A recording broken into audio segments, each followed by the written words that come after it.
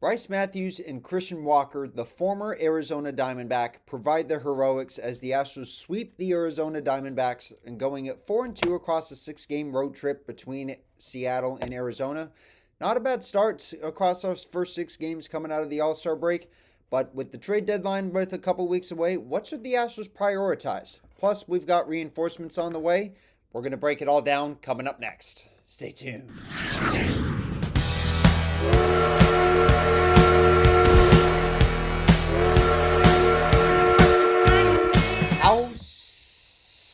Sweep it is. Yes, that's right, man. What a very fun series to watch against the D-backs. No Luis, no Pena, no Jordan, no Jake Myers, I could ramble off quite a couple of names that we probably were missing coming into this series. And it looks that without a doubt we were probably going to lose 1 or 2 games, but that was just not the case.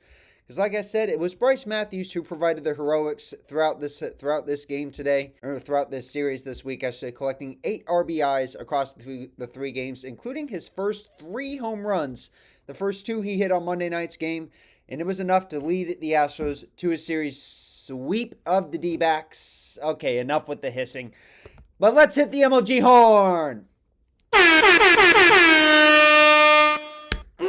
Man, let's go. What a great series against the D-backs, man. I'm easily impressed with what this team has been able to do over the past couple of weeks. They were slumping going into the All-Star break, and it appears that they have finally been able to kick it into high gear. And even better, as of when I'm recording this video, they are now alone at the top of the standings for the best record in the American League. Man, dude, what a dominant run that the Astros have been going on. Granted, the Tigers have kind of been struggling a little bit. We were as much as 5 games behind them at one point or something like that. But all of the top teams had been struggling. And sadly, as of when I'm recording this, the Blue Jays are currently winning. So we may not be alone at the top in the AL for long. So, they could tie us at one point or another.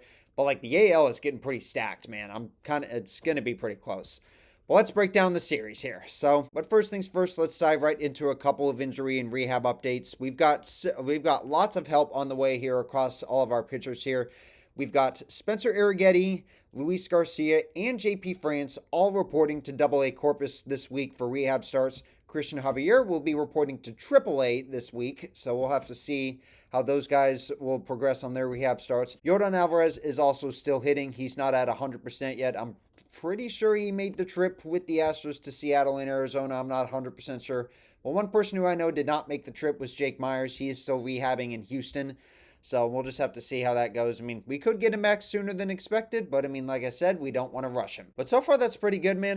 Now I did mention also at the beginning of this video with regards to the trade deadline. Now, unfortunately, when the trade deadline comes about, I'm actually going to be out of town. I'm going to be going to visit some family. So we'll just have. So I don't think I'll be able to post much as far as instant reaction videos are concerned with trades that the Astros do make at this year's trade deadline, assuming they make any, of course. But what should the Astros prioritize? Between Yordan Alvarez being likely hurt for the season, for a good amount, honestly. A left-handed bat is obviously something that they might be prioritizing the most because they are actually one of the bottom feeders in the league with batters who have hit on the left-hand side of the plate. They have a switch hitter in Victor Caratini who has batted left-handed for some ABs this season, but they don't have any pure left-handers like they did last year with Tucker, who's now no longer with this team, and of course Jordan, who has been hurt since May. So that could be a possibility. Something else the Astros probably could be considering would be getting another starter. Although, to be honest, man, this is a buyer's market. There's going to be very few sellers going into this year's trade deadline, so I feel like a starter would be pretty hard to come by, or at least, at least not getting it on a relatively team-friendly deal, I guess you can say. But as far as stuff where I would possibly want to trade, I don't think that Bryce Matthews, as much as I think he would be pretty good, I really feel like mortgaging the future of our future second baseman is a pretty bad idea. Because let's be honest, man, Bryce Matthews is getting his reps right now while Altuve is still with this team. Once he retires, I'm confident that Bryce Matthews is probably going to be the next second baseman for the Astros. So we really should not let him go this early on, especially when he's still young. Yes, we can probably get a win now piece that could last us for at least the rest of this season, maybe next season. But I feel like trading Bryce Matthews for anything at this point was not a good idea. And then the last thing, of course, would be getting a right-handed reliever, at least you can say. But I mean, I feel like I feel like that should be the least prioritized because I mean, our bullpen, although they have been prone to blowing some games here and there, I mean, that still does not prove the fact that they're still one of our biggest strengths. And I mean, obviously, if it can make it better, then yes, by all means, go for it. But to be honest, man, we don't really need to be touching our bullpen as much. So, but anyway, let's break down this series. So, starting with in this first game here, the D-backs had scored in all 3 games first for across this series, which actually now surpasses a club record that actually kind of dates back before the All-Star break of this year. Which I mean, it's not very good if you ask me. But they had scored early in the first inning. 2 of the games they had scored first were actually in the first inning. This first one, this series opener was one of those 2 games on an RBI single by Corbin Carroll. But that was the only lead that the D-backs would actually have for the rest of the night, as in the top of the second, the Astros would put up a 3 spot. And that 3 spot was highlighted by, of course, Bryce Matthews. That's right. His first major league home run was a 3-run shot that put the Astros up 3-1. One of 2 home runs he'd hit in this game and one of 3 he'd hit in this series. Absolutely amazing. The crazy part about these home runs is that these weren't cheap shots either, like, those little cheap Dyken Park home runs or something like that. Chase Field is a hitter's ballpark, so obviously it's going to be easy to hit home runs here. Or get hits here in general, if I'm being asked me. But these home runs that he hit in this series were no doubters. So, just let that be clear. This first home run he hit was just under 400 feet. So, I don't see how you could call that a cheap shot. But that was a lead that the Astros would not relinquish. They scored another run in the top of the third with an RBI double by Christian Walker to put us up 4-1. Eugenio Suarez, who is looming to be a pretty big trade candidate at this year's trade deadline, would get the D-backs back into the game with a solo home run. I'm personally questioning whether the D-backs might actually be sellers at this year's trade deadline because they're 4th in their division right now and still a good 5.5 games out of a wild card spot. So, I mean, could that possibly mean that the Astros could get Eugenio Suarez? I'm not 100% sure. I feel like it would cost us a lot if we want to get a big guy like him. I mean, obviously, I did also read something that the Mariners are also pushing hard for a reunion with him, which would not be a good thing because then that would just make this competition between us getting first place and all that a whole lot tougher. And that would also make our final series against the Mariners a lot more tougher. But, I mean, I know I said that word, but I mean, how can you blame me? I mean, then again, we might hopefully be getting some offensive reinforcements back by that time, considering that series isn't until September. It's still over a month and a half away. But Suarez going to the Mariners would actually be a bad thing, if I'm being 100% honest. I mean, us coming to the Astros would obviously be a huge thing. But Cedric Mullins was also another candidate that I have possibly seen the Astros heavily pursuing.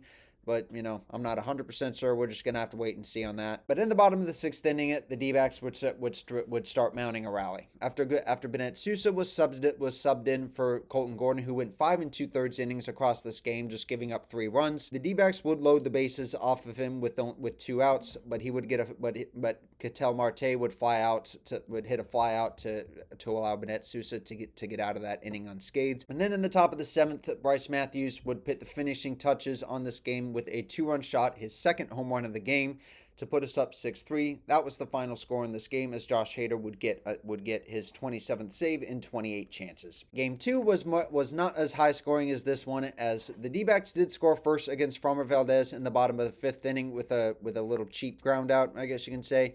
That was the score going into the 8th inning, 1-0 Diamondbacks, with Bryce Matthews stepping up to the plate and hitting his 3rd home run of the series, a go-ahead 2-run shot to put us up 2-1. And then in the top of the 9th, the Astros would add an insurance run with Altuve scoring on a wild pitch. The Diamondbacks would challenge this, but the call on the field would stand. Now, when Altuve had slid into the catcher here, he appeared to have hurt his finger. But although he was not in the lineup for the series finale, I mean, I'm still a little bit concerned as to whether he's going to be hurt or not. But so far, I haven't seen anything as to whether it's going to be nagging up to him at some point or not. So, I mean, I'm hoping that this series finale was just going to be a rest day for him. So, again, something I'm not 100% concerned about. But that was the score going into the bottom of the 9th. And for a moment, I thought maybe that the Astros would certainly need that insurance run, because with Josh Hader unavailable, Brian King was coming in line to get his first major league save. But the D-backs had hit 3 straight singles to load the bases with no outs. Surely you'd think he'd blow this, right? Wrong. After he loaded the bases, he would get a strikeout of Blaze Alexander for the first out of the inning, and then Jose Hira had grounded into the game-ending double play, started by Bryce Matthews. The Bryce is right once again, as he would hit, as like I had said, he had hit the go-ahead 2-run home run in the 8th inning, and had started the clutch game-ending double play. A save fit for a king, very clearly. Like I said, man, one of the most clutch double plays that I think I've seen Bryce Matthews turn so far in his career. Series finale was kind of the same story. It was more the same story as the night before, with the D-backs scoring first, this time in the first inning on Brandon Walter's first pitch, courtesy of Ketel Marte. But it would not stay 1-0 D-backs for long. That was the score going into the 6th inning, with Christian Walker starting the inning, leading off with a double, and then Yanier Diaz, next batter up, would hit a double of his own. That sadly would not score Christian Walker, as he didn't really get a good read on the ball. But there was 2 men in scoring position with no outs for the Astros in the 6th inning, and Bryce Matthews coming up to the plate with a chance to bat one of them home. All he had to do was put the ball in play, and he did exactly that, putting the ball in play to score the run. But he was also able to reach first base safely after an error by Geraldo Perdomo. Then after the D-backs made a pitching change, a wild pitch would score the go-ahead run in the form of Yanier Diaz from third base. So it was 2-1 Astros going into the 8th inning, with the inning starting with Yanier Diaz leading off with a double, his second double of the game and third hit of the afternoon. Bryce Matthews would bunt him over to third base to put a big insurance run out there with no one out. Mauricio Dubon, the next man up, would deliver that run to make it 3-1 Astros, but sadly that lead would not last for Benet Sousa. He had gotten a big hold in the series opener, but could not hold this one, as the D-backs rallied for 2 runs off of him to tie it going into the 9th inning. Going into the 9th inning here, Zach Short and Taylor Trammell would both start the inning off with bunt singles to put 2 men on base with no outs. Caratini, unfortunately, could not. Obviously, Caratini, who probably could have bunted in that situation, but he's a very good hitter, so, him bunting would obviously be a little uncharacteristic of him. He probably could have been better off bunting, considering that he had hit a pop-up that could not advance any of the runners. But the next man up after him was the former D-back, Christian Walker. He would deliver big time with an RBI single to score Zach Short from second base. With his speed, he scored easily to make it 4-3 Astros going into the bottom of the 9th. Josh Hader would then get his 27th save in 28 tries. I think I might have said that earlier, that he had gotten that in the series opener. That was save 26 in 27 tries. This one was actually, for him, was save number 27 on him for the season, which, as of right now, leads the AL. Very good sight. But Josh Hader would get the save, rather somewhat uneventfully. It did get somewhat dicey towards the end of the inning or so, with 2 outs and the winning run on first base. Ketel Marte was rung up on a pitch that was well off the plate to end the game. Man, I'm not a D-backs fan by any means, but this pitch, that Josh Hader got the benefit of, was honestly quite hysterical. I can't wait for ABS to come to MLB at some point. Anyway, yeah, guys, very good series in Arizona. For good measure, let's hit the horn again. What a series in Arizona, man. Next up for the Astros, they're going to be hosting the A's for 4 games as part of a 7-game homestand starting tomorrow night. Should be a pretty good series. I'm excited for it to see what's going to be in store. That's going to do it for this video, guys. If you liked it, drop a like, subscribe if you're new, and if you want to watch anything else, click these cards here above my shoulders. Leave a like if you guys enjoyed, like I said, and I will see you guys in the next one.